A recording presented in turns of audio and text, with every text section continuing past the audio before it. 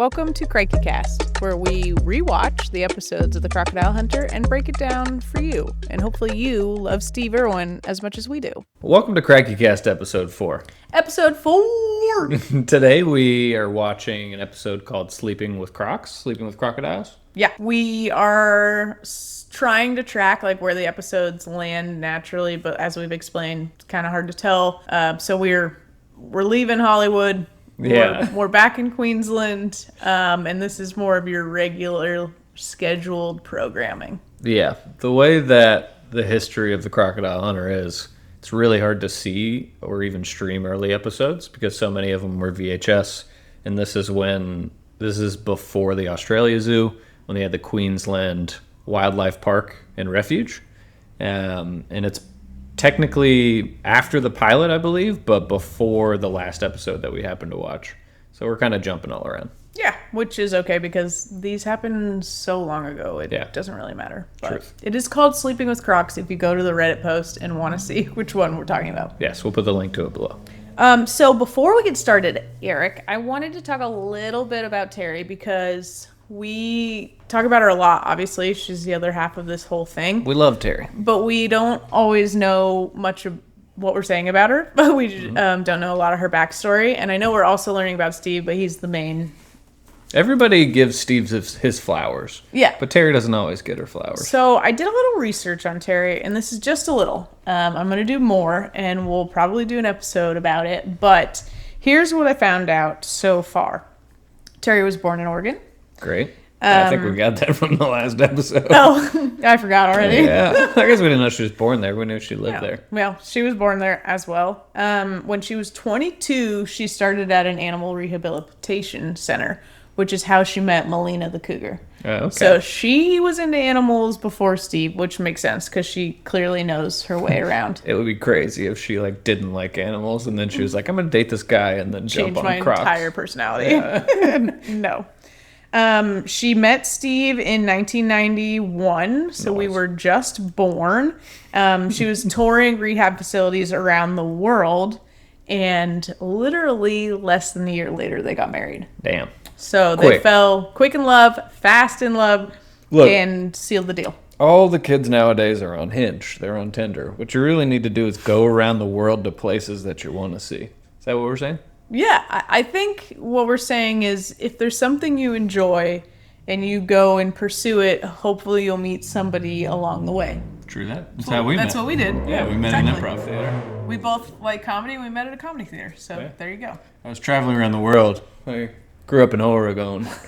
I used to have a cougar, and then I met you. And I had to leave my cougar behind. did actually start improv living in Portland, Oregon. Yeah, we both did improv actually all around the country before we met in Austin. That's true. Oh my God, are we this. Terri Why are you and telling Steve? me? No. I'm telling them. That's the whole point of a podcast, is you tell the audiences. They don't even know us. That's true. You won't even let me introduce our names or give any backstory because you said we have to do 10 episodes before I can go like, I'm Maddie, this is Eric, we're a couple. First off, I didn't say. Are we doing this right now?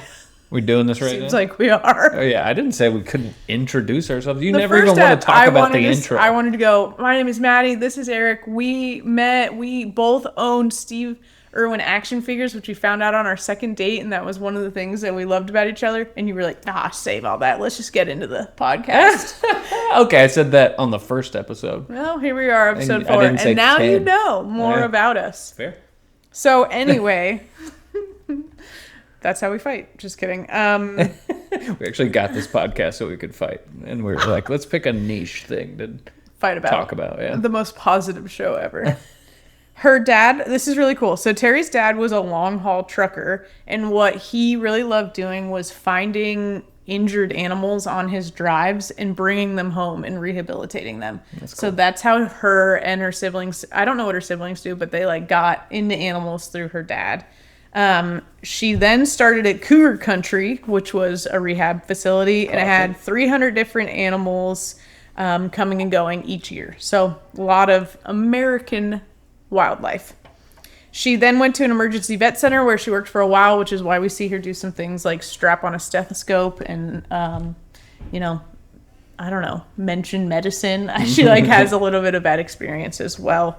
She did that for work. And then the first documentary of this show came out on, the first episode of what they call this a documentary, this show, came out while they were on their honeymoon. Yeah. So they were married under a year, and then they started the show on their honeymoon. So all this came to be really rapidly, which is sort of fun to know because of the way they interact with each other. Yeah. They like haven't known each other that long, but they're clearly in love. So yeah, that's they pretty cool. must have, in the year that they knew each other, had cooked up the idea for the show.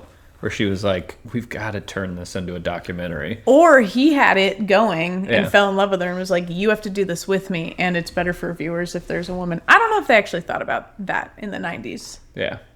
So. It helps. I mean, honestly, I think maybe he would have done it before, but he didn't have anybody to sit on the back of a crocodile and hold its legs up. Well, I'm sure he had somebody, but we don't know. I don't know how many people are crazy enough to do that. Yeah.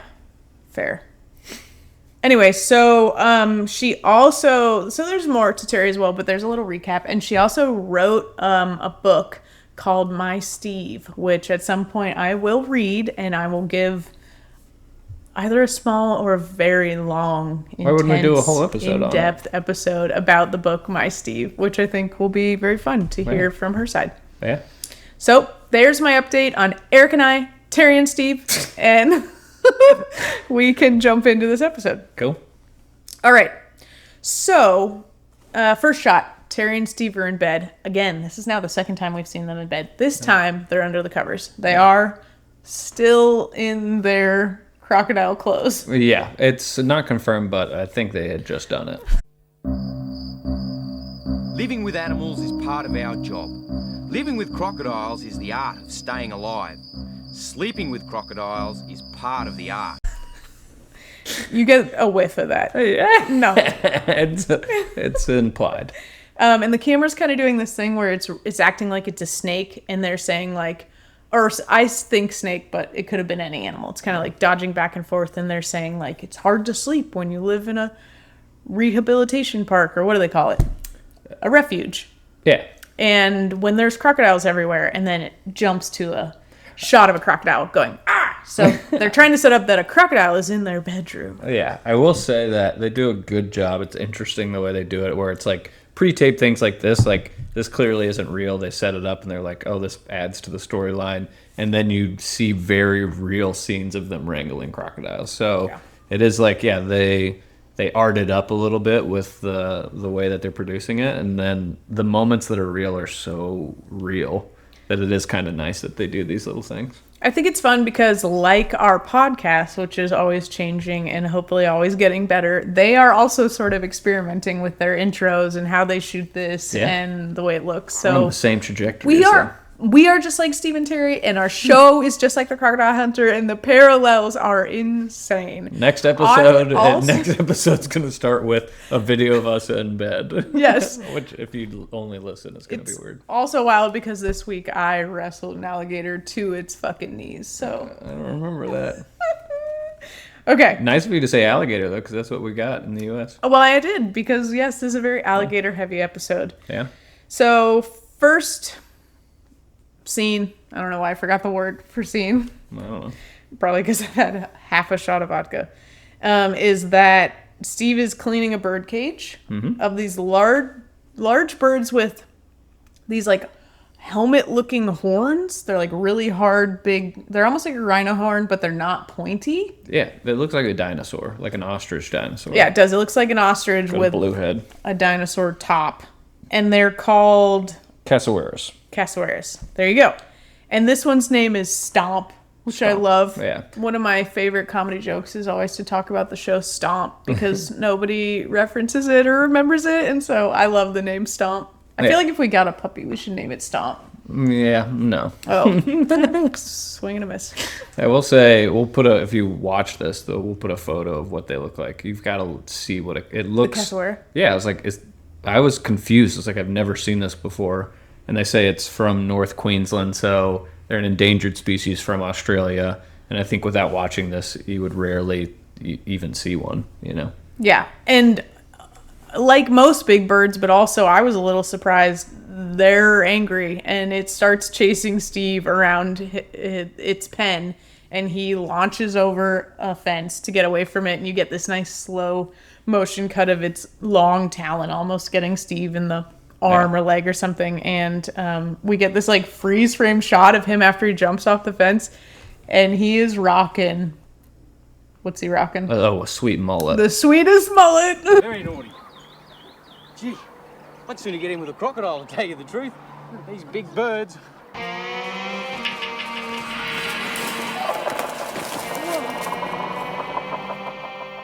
Yeah, maybe the best mullet I've ever seen. Yeah, so we're definitely Tight in a bowl different... cut until you get directly past the ears, and then it's straight down to the shoulders. We're definitely in a different time than when he was in Hollywood, because the mullet is flowing. Oh, yeah. Moving on, we're now with him picking up a crocodile and moving it to a new pen. I sound confused because basically this whole episode is them rehoming animals to different pens the entire time. Some are Crocs, some aren't. So I might lose my place because it happens a lot. Yeah, I think these were alligators, by the way. Yeah, they might have been. Yeah, because their alligators are less aggressive, they're slower, and so he was basically just like in there jumping on them. And it's crazy because you think like, okay, they got like a pretty smooth way to move them. No, they have to wrestle it, put a bag over its face, both pick it up together, lift it up over these fences that are like, I don't know, 4 feet high. They don't have to be crazy high because alligators aren't going to jump them. But then they like push it over while they jump over, and then they get on the other side and continue to carry it to the next enclosure. It's very manual. It's also cool because I feel like we watch this enough in this episode that like if I were to ever find myself in a position where I was stuck with an alligator, somewhere in my lizard brain, I would go like, I know that I have to approach it from behind, jump on its back, cover its eyes immediately, and just body it with all my weight, try to get its arms up off the ground. Like Back legs, yeah. You start to pick up on the techniques. Right. Grab her. Got her. Ow. I'm getting a pretty good spanking back here. Put your chest in. Just a minute, I'm having trouble with the back legs. Yeah, get on her. Because they do the same techniques over and over again. It is like, I think, so much easier with 2 people. Well, of course. Yeah, it's got to be. Almost anything is easier with 2 people. It's valid. Outside of... You don't want to know what I was going to say. Okay. What were you going to say? Masturbating is harder with 2 people? Because technically you're supposed to do it alone? Yeah, okay. I didn't know that was a rule. Another swing and a miss. I'm 2 for 0. Okay. Well, moving... 0 for 2. Ah, damn it. can That cut the whole shot thing. of vodka. You want to cut the whole thing? Oh, good. That's fine. Go for it. One of the things that I really love about Steve while he's doing all this is he talks to, especially the Crocs and the alligators, but really all the animals, kind of like their dogs. Yeah. And it makes me very happy. I just think it's really cute. He's always just like, oh, you being the naughty girl, naughty boy. Don't do that. And I love it. So he's dragging something, croc or alligator, that is huge through the mud. And it is like twisting and turning. And it kind of takes Steve with it. And he and Terri are sort of losing the battle of moving this, again, croc or alligator. They're trying to get it into a truck that has like a half mattress so they can drive it to the new pen. Yeah. I mean, it's a lot of work, and they get it, but there's a moment where he jumps on it, and then it keeps moving and almost takes him in the water with it. Yeah. Which is, I know there's so many more episodes of this, nobody's going to die in it, but every single time I see something like that, I get worried. I think it's fascinating how easily they can move him and sometimes Terri around by just like a quick jerk. I mean, these things are strong. That was the one that was hitting her with the tail, too. It was like... Yeah. Oh, man. So they get one in the truck, and they rehome it, and then they get another, and then the same thing happens with these 2 alligators, which are called the Fang Sisters, which dibs on that band name. And they're sort of like panting and sweating, and it's a little high stakes. And Steve says to Terri, like, Terri, you know, while we're doing this, remember, don't lose the fear. He never wants her to forget that these are high stakes scenarios, which is hilarious because how could you? Just keep bearing in mind, Terri, that if she grabs you, your arm's gonna come off. So don't ever lose the fear, okay? Don't worry, I won't lose the fear. Good. She immediately goes, "Don't worry." Yeah, she's like, I'm still very afraid. Yeah, which is funny because he's so positive. Like, there's maybe moments where he sounds a little stressed out, but generally, after every single one, he's like, "That went well." Yeah. He doesn't show a lot, but when he does, you can tell. Yeah. That he's a little fearful. I love there's just like this random shot of him in the truck covered in mud lying on top of this alligator, and you just see his bare feet sticking out of the truck, and you just, my mind is just always like, why raise the stakes even higher and be barefoot? I know. And we get a sweet shot too of him talking while the guy who's on the camera rides in the back with him, and it's literally him on top of it on the back of the truck, and he's giving a whole breakdown of what's going on, which is a cool shot. And in the background there are people at the park, so you can imagine if you were there at the park checking it out, and like Steve rolls by laying on an alligator with a cameraman pointed at him, you would go like, wow, that's fucking cool.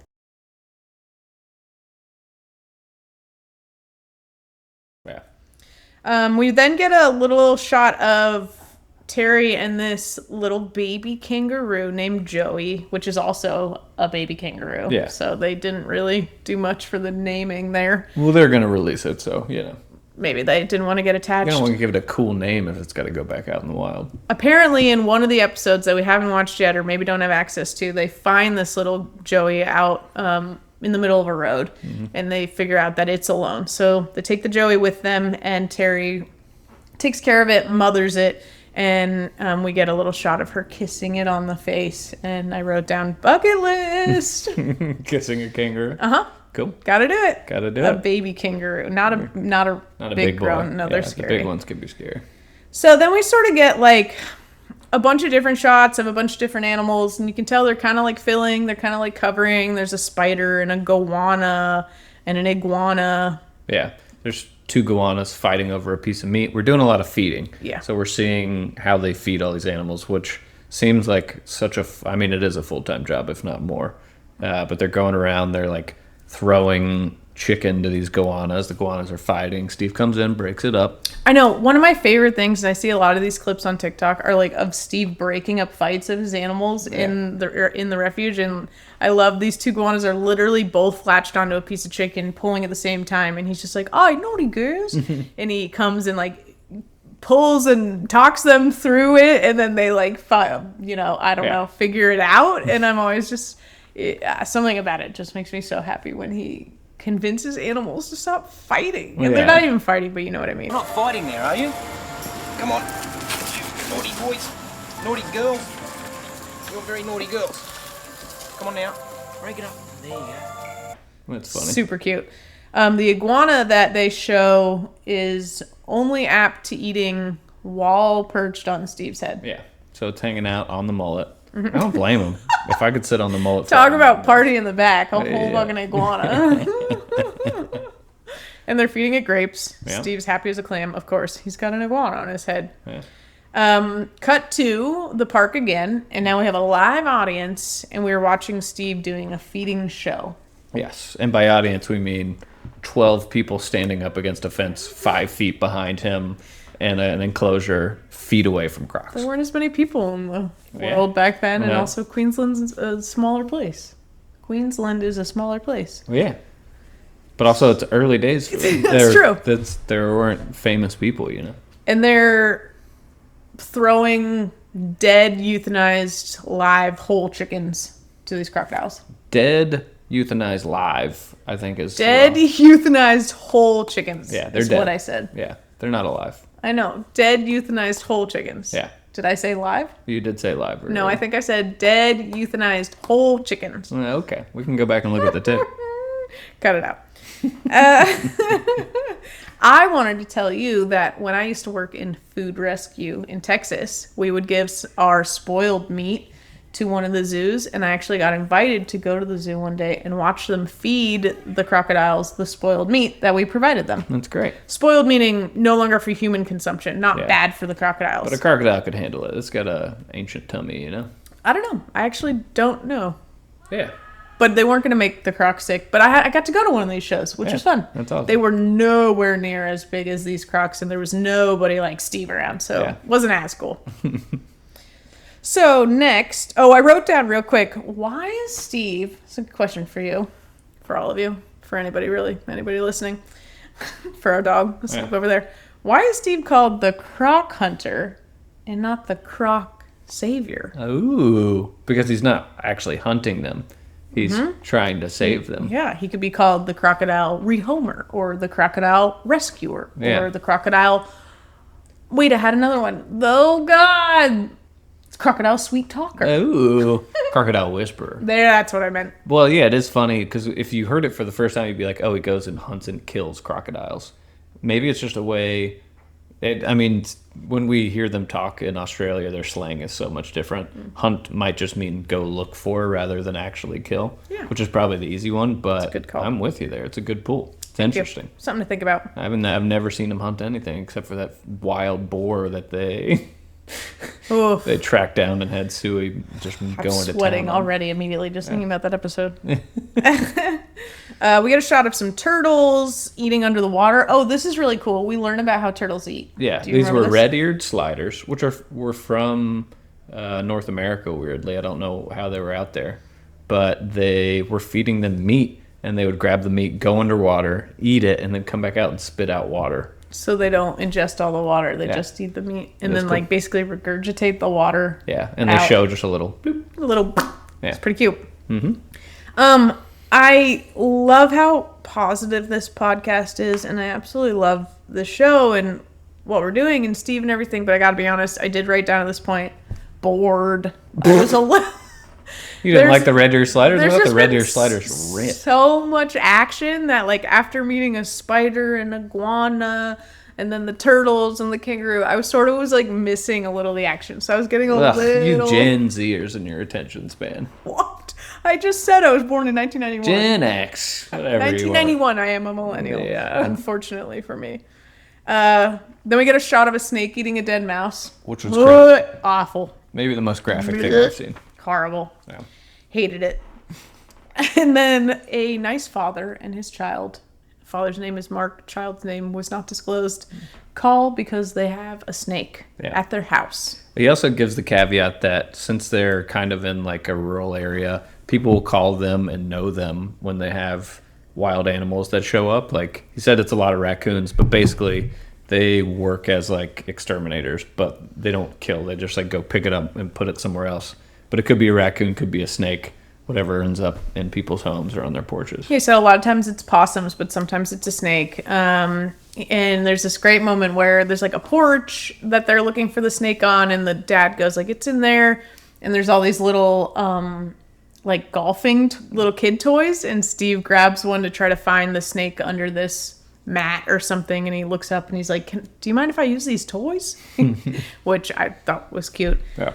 Turns out it's a brown tree snake, so not poisonous, but still mildly poisonous. Not mildly poisonous. He says if you're an adult and you get bit, you'd get a headache and you'd get swollen. Bad for the kid. Bad for the kid. You probably don't want the kid to get bit. Most kids shouldn't be bit by anything. Yeah, it's true. Truly.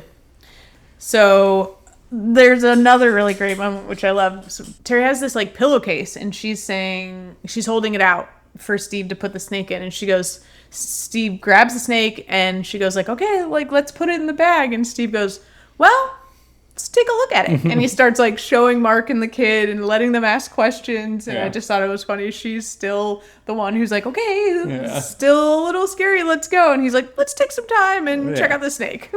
So let's put him in the bag. Well, I think it's best if John has a good look. You have a look at that mark. She was also asking, she was how, it's not venomous? It is venomous? He's it's got back fangs. And she was so it is? So it can't get us? So it isn't? I love that moment. I know. She was let's bag it and tag it. And he was no, let's do a little photo shoot. Yeah. Great.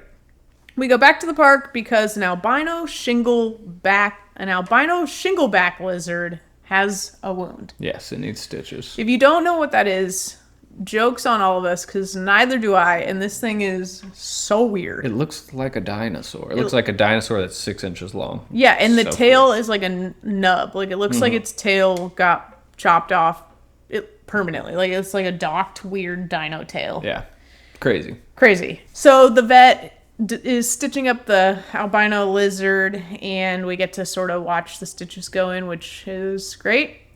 Yeah, it was cool. It's interesting. I've never seen a lizard get stitched. I didn't even know that was a thing they had to do. Well, you stitch anything that's hurt. Yeah.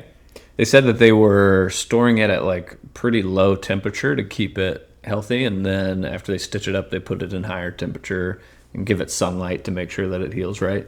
I know that kind of stuff's boring for you, but it was cool facts. Sick. Did you see me check out while you're saying that? Yeah, I saw. Yeah. No, it was great. Realm. Thank you for sharing. I'm sure some people out there love hearing about that kind of stuff. I know I mean it. Yeah, it's why we watch it. There's interesting things to know. Also, it's good for everybody to get some sunshine, so it can heal a lot of things.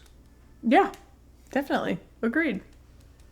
Then we get a fruit bat, and the fruit bat has a broken wing. And in another Steve fashion, it is latched onto his head, gripping his face, and Terri is cleaning his wing. Yeah, about an inch from his eye. Yeah. And they kind of cut this one short. It looked like it was pretty painful for him. Yeah, it didn't look great. I don't know. He always looks stoked, though. He likes being in the action. That's true. For sure. So... My dude might have ADHD. Oh, 100%. Yeah, imagine and him is an at a adrenaline desk. junkie. Yeah. They do one moment where they're doing records at the desk where they're like, a lot of our day is doing records and paperwork, and they are arguing. So I don't think that is where Steve thrives. Yeah. Honestly, as an outdoor girl, same. There you go. I also don't thrive doing paperwork. Kind of a lie. I You love doing paperwork. admin Yeah, what the stuff. heck are you talking I just about? need a healthy balance of both. Yeah. So next we move into this few minutes of moving these two boa constrictors from one pen to a bigger pen. This one gave me a lot. Some of these scenes are so stressful. Yeah. So they go into the boa constrictor cage and they grab one of them. And Steve has it slung over his back. And Terri has like a weird dish, like a 1-inch dish. They have a foolproof plan to keep it from latching onto either of them, including Steve, who it's on, who it could bite his butt, his genitals, his legs. It could bite anything. But luckily they have a water bowl that she's trying to cover the side of its head with. And it's a battle. Neighborhoods isn't easy. My job is to keep the snake distracted so it won't bite Steve. This drinking dish is the best tool for that. It blocks the snake's tracking sensors. Yeah, so with both snakes, they're doing the same thing, and she's sort of, getting it to bump its head up against the dish and trying not to bite Steve, and Steve is saying, like, I can't see it, let me know what's happening, and there's just panic on both sides, and this goes on for a few minutes. Dude, it's a crazy sequence. Well, and then they turn around and do it again. I know. Boa constrictors aren't poisonous, but they can, hurt you if they bite you. So again, the stakes are high, not as high as some of the others, but I just don't like watching them react to the panic. I don't know. It's so real. Like, you can tell when somebody is like worried and stressed out while it's happening, and they were pretty worried. Yeah, and also they say that boa constrictors are one of the fastest strikers. So they can strike you at a meter, which is like 5 feet. And they're huge. So yuck. Yeah, but it all went well. It goes well, of course. I mean, they constantly pull us off. One moment where like the second constrictor was way more aggressive than the first one, and it was like trying to go over, and at one point it was like up and looking down at Terri. Yeah. And I was like, dude, this thing's gonna latch onto her. She was not happy. Yeah. So then we cut to one of their oldest crocodiles, whose name is Allison. Yep. And Allison is blind and huge and needs eye drops in her eye. And she's loud. She is loud. Yeah. She growls a lot. She's blind and has an infection in one of her eyes. So again, we go through the same, old laying on her. She's mad. They're getting tossed all over the place. The stakes are high. And because she's blind, she's even more upset. Yeah. And Terri has to climb over Steve, who's the one holding this crocodile down. Terry's all the way on his back. She has to reach over and put eye drops in this alligator's eye. Yeah. It's a lot. It is a lot. And then they do a check on its jaw because apparently its jaw got lacerated at some point or broken, so they had to put wiring in it. Mm-hmm. And they did a little check and close up on that. Everything was good. Maybe my favorite part of this whole sequence is right at the beginning.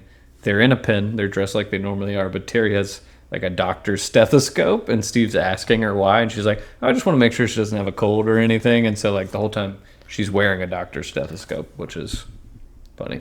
Yeah, she wants to listen to her lungs, which Yeah. is a very cute moment. So then we go to another crocodile that has a growth on its nose, and they have now to. it got in a fight. It's one of the Fang sisters. It got. How did I miss that? The Fang sisters had beef in between getting moved. It's on that and band this. name. Yeah. So one of the Fang sisters bit the other Fang sister, and like part of her nose was like up, and it was like an open wound. It just looked like a big growth to me. It was like a big 1-inch growing thing. I think it was like a scale that was turned up from getting bit. Ugh, nasty. So, excuse me, I was wrong. But Dr. Young has to fix it while they lay on top of it. They're not going to not euthanize. They are not going to anesthetize the crocodile. This is something we've talked about in the past. It's like they don't use drugs. They don't use anesthesia because the way it works with at least Crocs and alligators is that there's a high chance that it hurts them and gets them sick or kills them. So it's just better for them to manhandle this gator and then do the work. And Dr. Young, who's also now part of this crazy scene, gets in there, cuts the growth off, and then cauterizes it all while they're laying on it, and he's right up by the mouth. And he does a great job. Yeah. I mean, he really does. There's a moment where I was like, I know the gators aren't as aggressive, so they worry less, but they're right next to the water where Fang sister number 2, the one who went to town on her own sister, is just in there floating around, and they're all focused on this. And I was like, oh my God, I would be so worried. What Dr. Young is doing here is cauterizing the wound to stop the bleeding and seal it. The operation's been a success. Well, also, can you imagine being a vet or a doctor or whatever, and like there's an extreme time crunch? Yeah. It's like, do it as fast as possible. That's when I start to do stuff really poorly, is when it has to be done quickly. I gotta say, Doc crushed it. Doc crushes it. Next, Steve makes a joke about, what do you wear around the house? I bet it's not an S-shaped, curly something else. How did he explain it? Do you remember? I don't remember exactly, but I was like, what is it? And then it turns out it's a boa constrictor. A boa constrictor. There's a nice boa constrictor named Rosie that Terry's been working with for many years, and she wears it around the house to help get it acclimated to humans, and they use it a lot when people come to the park so that they can meet Rosie safely. So we get a lot of shots of her doing paperwork and doing some dishes with this snake wrapped around her. Which is crazy. Cool. Yeah. It's great. She kisses the snake and then she goes, she doesn't like when I kiss her, which is funny. Meet Terry's flatmate. Her name's Rosie. Amazing. Yeah. But it is wild, like, you know, what they're doing a lot of times they're taking these animals that you would find dangerous and making sure that they're super comfortable around humans. That way, when people come to the park, there's less problems, which is, it's fun little behind the scenes, you know. They're doing a lot of work to make sure that when people show up, like, the animals are relatively nice. Oh my God, look how sweet. You're getting it now. It's the Steve Irwin effect. You don't think I've gotten it the whole time? No, you have. Well, I've gotten it the whole time. I understood. Next, Steve tells us that they have to move 15 Crocs to a new pen. And granted, these are smaller, but Yeah, they're like 3 foot. 15 of them. Yeah. And even though they're smaller, it comes with another batch of wildness. Yeah. So they drain the pond they're in, but there's about 2 feet of very slippery mud. I mean, perfect mud. Almost, honestly, Survivor mud. Yeah. Very, very The TV show Survivor. thin, very slippery, very clean-looking mud. Yeah. It's good mud, but he's in there fishing out these little Crocs. Oh, my pen. Sorry. Keep going. So he's in there fishing out these Crocs that do not want to go. They're like little boisterous 8-year-olds. And it's a fun sequence. They do some... I really clocked the piano music, like whoever scored this. They did some fun music because it shows them moving like 4 or 5 of them. I mean, they're crazy. They're flipping all over. There's mud everywhere. At one point, Steve is so deep in the mud, you can't even see his knees, and the Croc is like biting next to him, and you can hear it. It's like, and he's just like, ah! And then... Dude, some of the barking was so funny. Yeah, and these Crocs make the funniest noise. They go like, ah, ah. How would you do it? They're hilarious.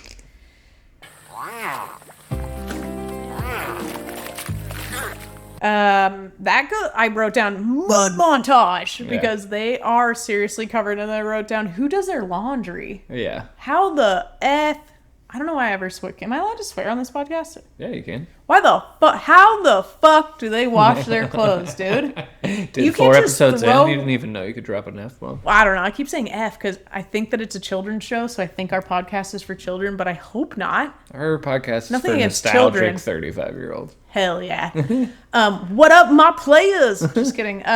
Seriously, though, you can't don't make that face. Yeah. It's my podcast, Say, what too. up, my players? Yeah, my 35-year-old nostalgias. Yeah, there you go. My players. You can't just throw People what's... don't call people players anymore. I know this is about the Crocodile Oh my god, Hunter. P. Diddy's in jail. I can't say players? What? No, I'm saying people don't call other people players, which used to be such a big thing. Huh. Okay. I missed that. Anyway. It's good to know you're friends with P. Diddy, though. No, I never said that. Clip it. Clip it. But think about it. As a 35-year-old who does her and our, and you do too, we do our own laundry, Yeah. you can't just take an outfit caked in mud and throw it in your washer. You would ruin it. I think they. So how the fuck are they washing their clothes? Tell me, my players, how they washing their clothes? Oh god. Look, they're doing an outdoor shower before they wash the clothes for sure. They've got an outdoor shower that they go in fully dressed. They got Okay. to And they get it all off before. before they. I regret the players thing. Which part? All of it. Yeah, we can erase the P. Diddy part. Cool. What? And Okay. me referencing it Right so now. that people don't know we watched it. So then we get Steve, and he is saying that pond scrubbing. So all the pens have a pond in them, and they're like these really beautiful little tile ponds. They need a regular scrubbing, and they don't remove the animals for this. So he's just in the croc den scrubbing their ponds, and he says, he has to keep one eye on the work, one eye on the croc. Yeah. And I'm like, or you could move the. I guess both are.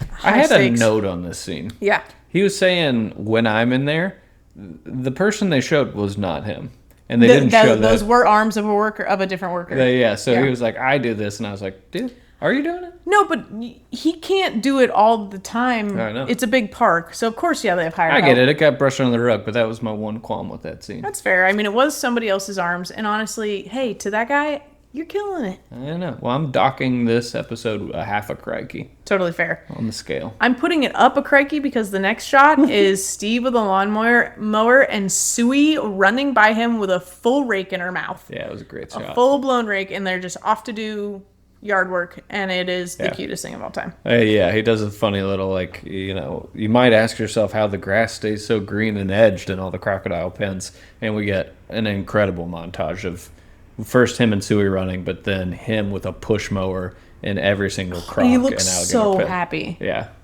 He's just doot around the croc pen Yeah. until Yeah, the Crocs don't like it. Spoiler alert.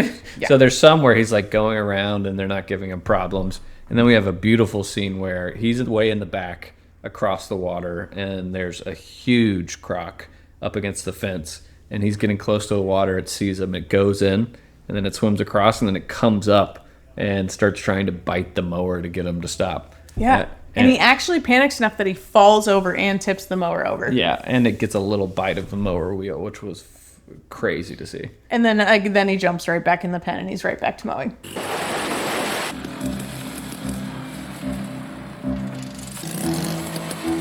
Steve has survived another mowing day. Yeah. Unfazed. So funny. Yeah. So funny. And we haven't seen, I know from old episodes as a kid, that there's one called Aggro, who's one of the meanest Crocs. And one of the sequences... Aptly named. Yeah, one of the sequences, because 2 or 3 Crocs go after his mower. And one of them at the end, he's like, "You're a bad boy, Aggro." And I was like, ooh, is that our first intro to Aggro? So I feel like he's going to be coming back. Interesting. Spoiler I like alert, it. he's aggressive. He's aggressive. Yeah. So to round out this episode, we get Steve and Terri back in bed. We get the croc cam again, and Steve sits up in bed and he says, "I know I heard something." And he starts going through the park with his flashlight. It's night. We're getting silhouettes of kangaroos. Yeah. We're getting shots of crocodiles with just their nose and their eyes out of the water. And Steve knows something is up until he comes across Monty's pen, which Monty is another huge crocodile. Huge. And he's 12 got... feet? I don't know feet. You don't know feet? I don't know how to estimate feet. It's big. It's big. One of the I know biggest its I've seen. story of a building is 10 feet. Yeah. But he was laying down, so I can't really tell. Yeah. So maybe 10, maybe 12. Yeah, but what's he got? He's got a sweatshirt in his mouth. Dude, he is. It looks like he's been shopping. and he doesn't want to give it up. Or a little boy jumped in that pen and was eaten, and the sweatshirt is the only thing left behind. That's fair. There's no blood on it, though, so I don't think so. I was just the thing. Yeah, making things up. I know exactly what you're saying. But we get a great sequence of him jumping in there and trying to grab a sweatshirt out of a huge crocodile's mouth. Mm-hmm. Which is funny. He has this great line where he does the tug of war. Sorry if I cut you off. No. He does the tug of war with Monty. Wait, did you come in? I'm just kidding. And then after he goes, oh, dramas of a reptile park. Yeah. And I just love that there's drama even in a reptile park. Can't escape it. I know. And the reason he had to get it out is, I know Maddie's going to love this part. Oh, yes. But Science breakdown with Erich. If he had swallowed the sweatshirt, it could have gotten stuck in his valve and he would have died, which is not what anybody wants. Maybe, possibly. He probably would have. Have you Could ever also be swallowed a sweatshirt? Yeah. No, dude. I specifically like ones that are really You haven't even cozy. swallowed a tissue, yeah. It was, you don't want to, if you're a Croc, you don't want to be swallowing sweatshirts. But he said it smelled enough like an animal or a human. AKA human. Yeah. That it thought it should try and eat it. So Must have been a tasty person in that sweatshirt. Steve saves the day. The Crocs are good. He gets to crawl back in bed next to Terri. And before we sign off, we get to release Joey, the little baby Joey, back into the wild. Yeah. So they pack up this kangaroo. They say they're going to release it to a mob, and I wonder, is a group of kangaroos called a mob? We're taking her back to an area where we know there's a mob of kangaroos. It must be. Super cool. Yeah. Very Italian. I love it. Yeah. I might start changing the animal that I identify with to a kangaroo. There you go. Although I don't have as much energy. I'll think about it. Anyway, Yeah. so they release Joey, and we get a very cute shot of Steve and Terri, and they're both sort of teary-eyed. But, you know, the whole point is that they want to release these animals back to the wild if they can. So it's great. It's cute. I love it. Yeah, and that's basically it. That's basically it. Outside of this nice little shout out to his parents, Bob and Lynn, who created this park and taught their kids about animals, much like Terri's dad did for her. He's got to be a single child, right? He gives off such single child energy. I don't know. I'll look into it. Yeah. We'll see. Bring it back. Do a report. Fun ep. A little different than last, but on track with the normal. Great times. How would you rate it? I'm giving it 8 out of 10 crackies. Nice. I think only because I had one bored moment of looking at quite a few reptilians back to back, I'm going to give it 7. Oh, drama at the reptile park. That's good. I agree. Fun stuff. Thanks for hanging with us. I don't know. I'm excited. I always say this to do it again next week, so I won't say the same thing again. Yeah, we'll see you next time. Bye!